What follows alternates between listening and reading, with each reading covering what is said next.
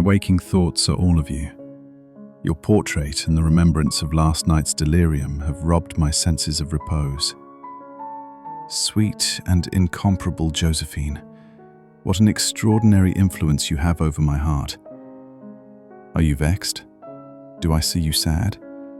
Are you ill at ease? My soul is broken with grief, and there is no rest for your lover.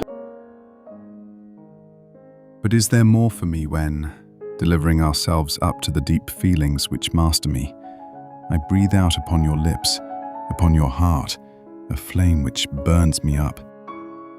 It was this past night I realized that your portrait was not you. You start at noon. I shall see you in 3 hours. Meanwhile, my dolce amor, accept 1,000 kisses, but give me none, for they fire my blood.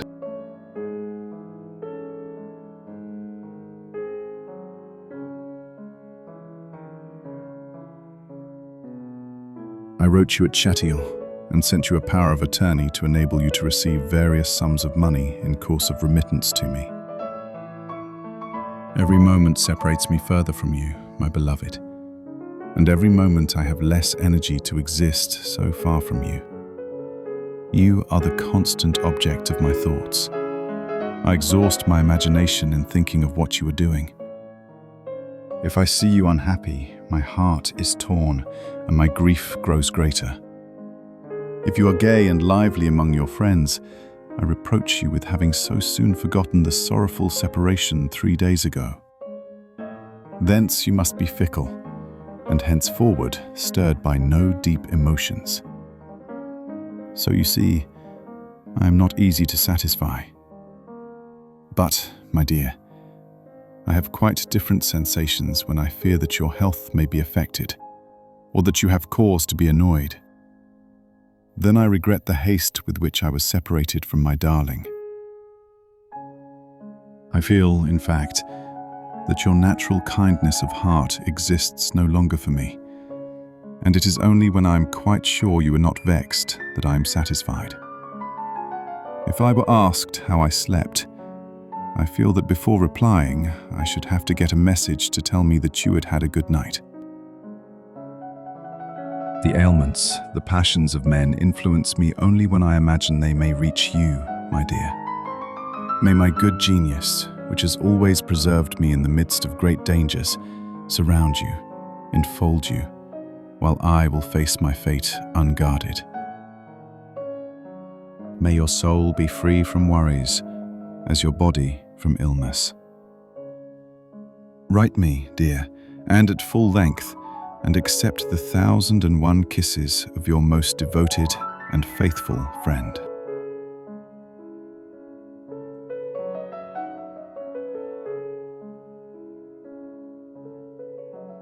I have received all your letters, but none has affected me like the last. How can you think, my charmer, of writing me in such terms? Do you believe that my position is not already painful enough, without further increasing my regrets and subverting my reason? What eloquence, what feelings you portray! They are a fire. They inflame my poor heart. My unique Josephine, away from you there is no more joy. Away from you the world is a wilderness in which I stand alone, and without experiencing the bliss of unburdening my soul. You have robbed me of more than my soul. You are the one only thought of my life. When I am weary of the worries of my profession, when I mistrust the issue, when men disgust me, when I am ready to curse my life, I put my hand on my heart where your portrait beats in unison. I look at it, and love is for me complete happiness, and everything laughs for joy, except the time during which I find myself absent from my beloved. By what art have you learnt how to captivate all my faculties, to concentrate in yourself my spiritual existence? It is witchery, dear love, which will end only with me. To live for Josephine, that is the history of my life. I am struggling to get near you, I am dying to be by your side.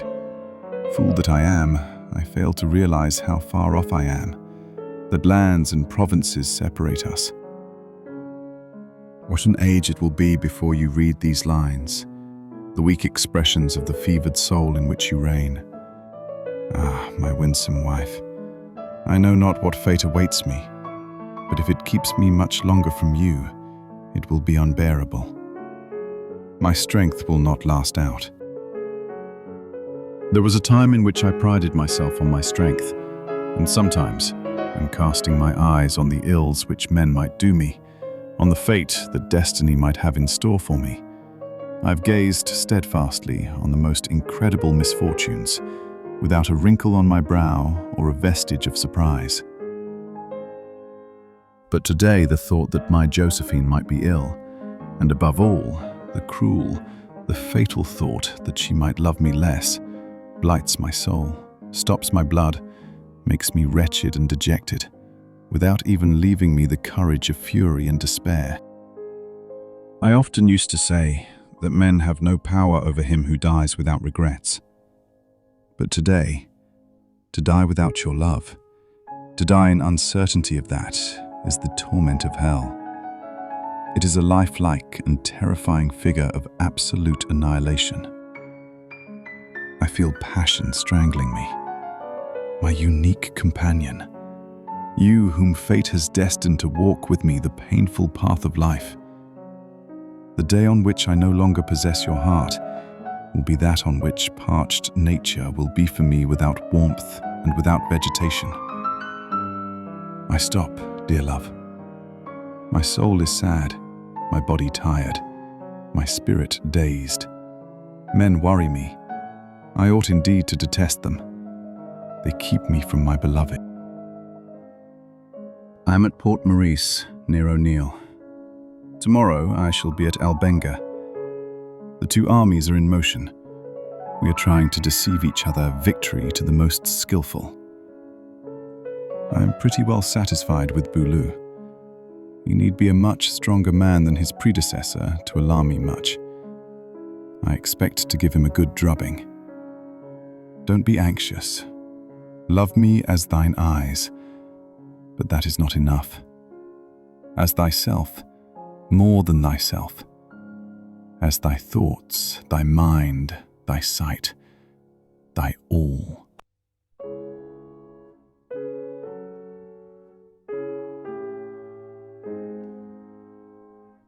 It is an hour after midnight. They've just brought me a letter. It is a sad one.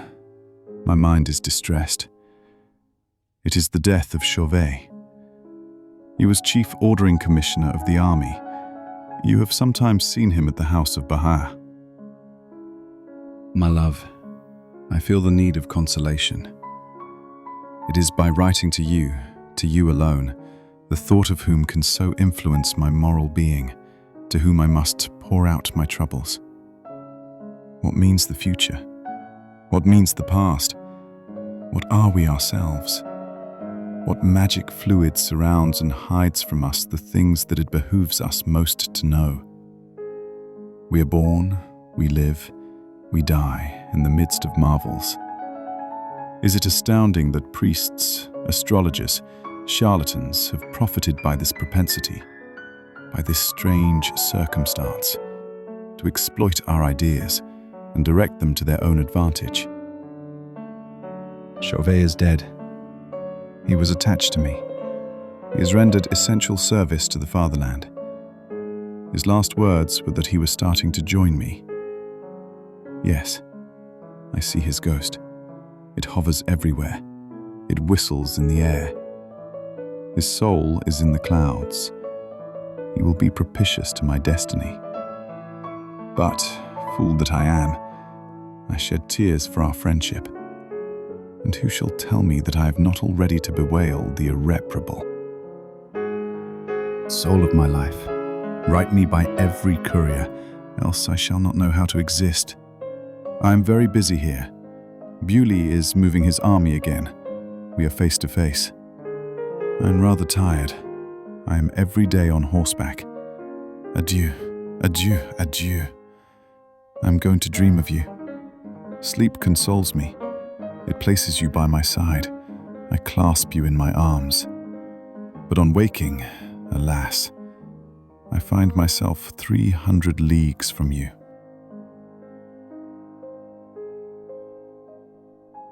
I have received the letter that you break off, in order, you say, to go into the country.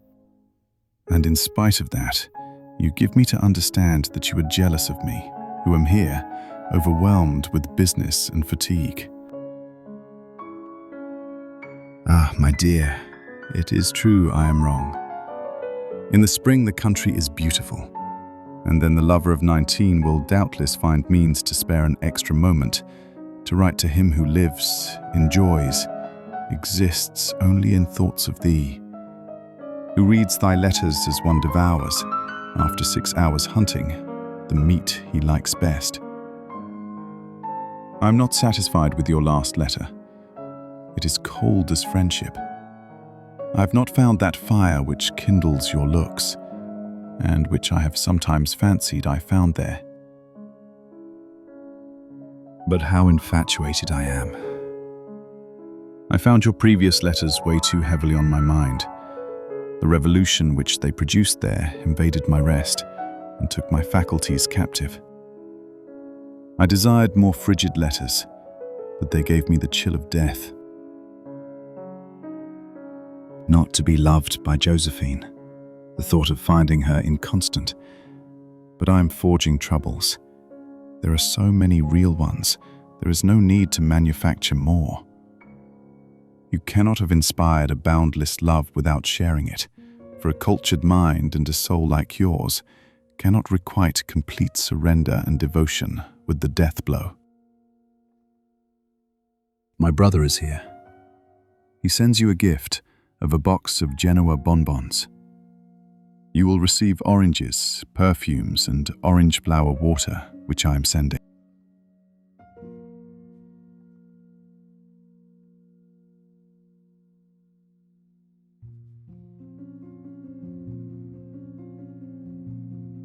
You have been several days without writing me. What are you doing then?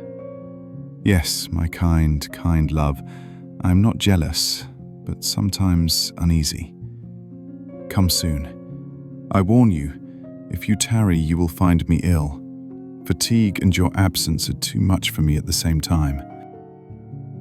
Your letters make up my daily pleasure, and my happy days are not often. Juno bears to Paris 22 flags. You ought to return with him, do you understand? Be ready, if that is not disagreeable to you. Should he not come, woe without remedy.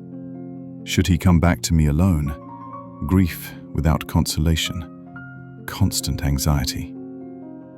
My beloved, he will see you. He will breathe on your temples. Perhaps you will accord him the unique and priceless favor of kissing your cheek.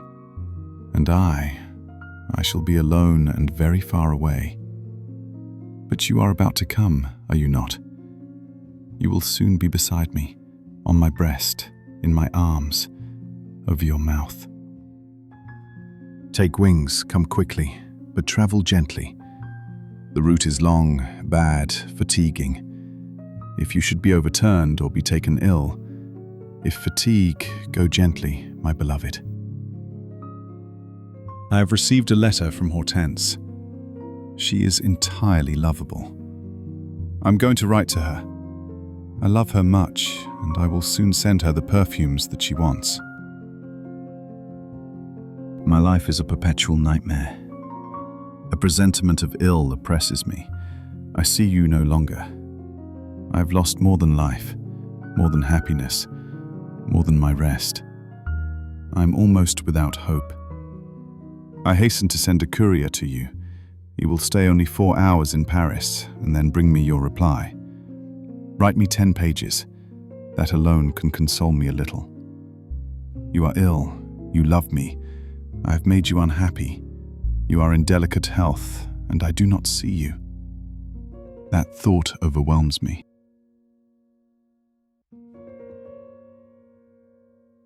I have done you so much wrong that I know not how to atone for it. I accuse you of staying in Paris, and you were ill there. Forgive me, my dear.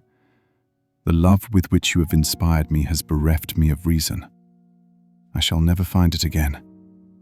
It is an ill for which there is no cure.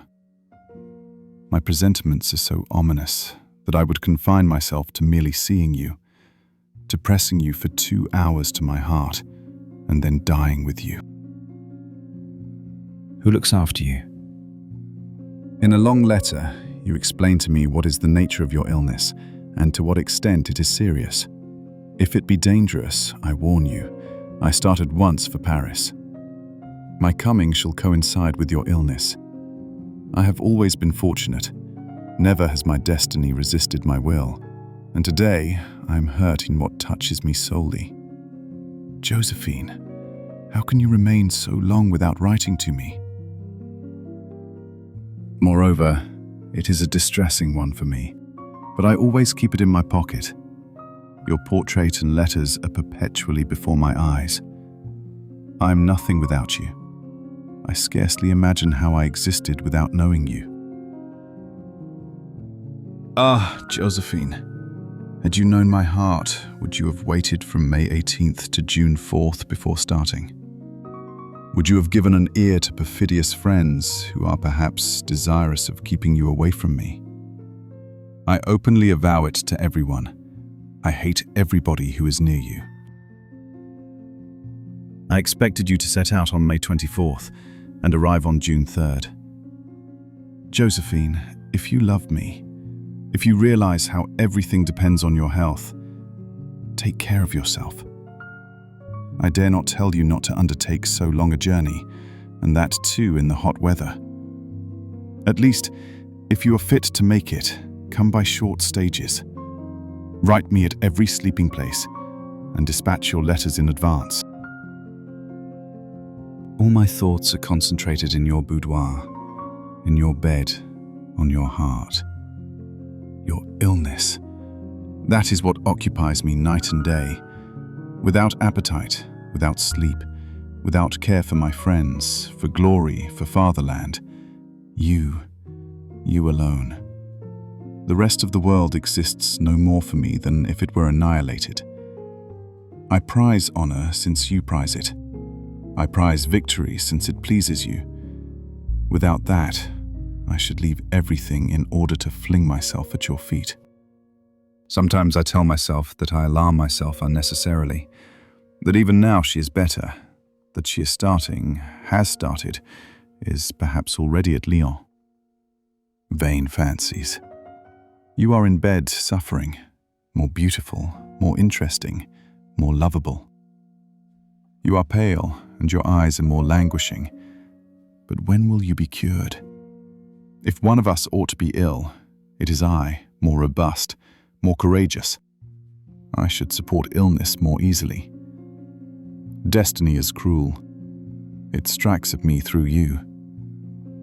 What consoles me sometimes is to think that it is in the power of destiny to make you ill, but it is in the power of no one to make me survive you. In your letter, dear, be sure to tell me that you are convinced that I love you more than it is possible to imagine, that you are persuaded that all my moments are consecrated to you, that to think of any other woman has never entered my head. They are all in my eyes without grace, wit, or beauty, that you alone, such as I see you, such as you are, can please me and absorb all the faculties of my mind. That you have traversed its whole extent, that my heart has no recess into which you have not seen, no thoughts which are not subordinate to yours, that my strength, my prowess, my spirit are all yours, that my soul is in your body, and that the day on which you change or cease to live will be my death day. That nature, that earth, is beautiful only because you dwell therein. If you do not believe all this, if your soul is not convinced, penetrated by it, you grieve me. You do not love me. There is a magnetic fluid between people who love one another. you know perfectly well that I could not brook a rival, much less offer you one. To tear out his heart and to see him would be for me one and the same thing. And then, if I were to carry my hands against your sacred person, no, I should never dare to do it. But I would quit a life in which the most virtuous of women had deceived me. But I am sure and proud of your love. Misfortunes are the trials which reveal to each, mutually, the whole force of our passion. A child as charming as its mama will soon see the daylight and will pass many years in your arms. Hapless me. I would be happy with one day. 1,000 kisses on your eyes, your lips, your tongue, your heart. Most charming of thy sex, what is thy power over me? I am very sick of thy sickness. I have still a burning fever. Do not keep the courier more than 6 hours, and let him return at once to bring me the longed-for letter of my beloved. Do you remember my dream, in which I was your boots, your dress, and in which I made you come bodily into my heart? Why has not nature arranged matters in this way? She has much to do yet. For a month, I have only received from my dear love 2 letters of 3 lines each. Is she so busy that writing to her dear love is not then needful for her, nor, consequently, thinking about him? To live without thinking of Josephine would be death and annihilation to your husband. Your image gilds my fancies and enlivens the black and somber picture of melancholy and grief. A day perhaps may come in which I shall see you, for I doubt not you will be still at Paris, and verily on that day I will show you my pockets stuffed with letters that I have not sent you, because they are too foolish. Yes, that's the word. Good heavens! Tell me, you who know so well how to make others love you without being in love yourself, do you know how to cure me of love? I will give a good price for that remedy. You ought to have started on May 24th.